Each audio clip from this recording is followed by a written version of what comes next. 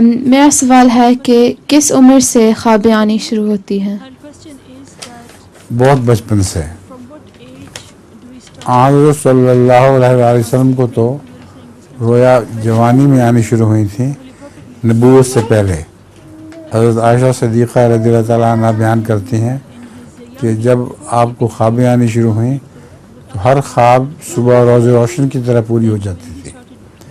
اس سے آپ کو خدا تعالیٰ کی ہستی پر مزید یقین پیدا ہوا، اور وہی خوابیں پھر آخر آپ کی نبوت میں متبدل ہو گئیں. جو آسٹریلیا کے ابریجنیز ہیں ان کے ہاں الہام کا الگ رواج کوئی نہیں ہے، کوئی روایت نہیں ہے الہام کی، مگر سچی خوابوں کی روایت وہاں بھی ہے. کثرت سے وہ لوگ سچی خوابیں دیکھتے تھے اور وہ پوری ہو جایا کرتی تھیں. خوابیں بچپن سے بھی آ سکتی ہیں اور بڑی عمر میں بھی. ہر قوم میں خوابوں کا رواج موجود ہے.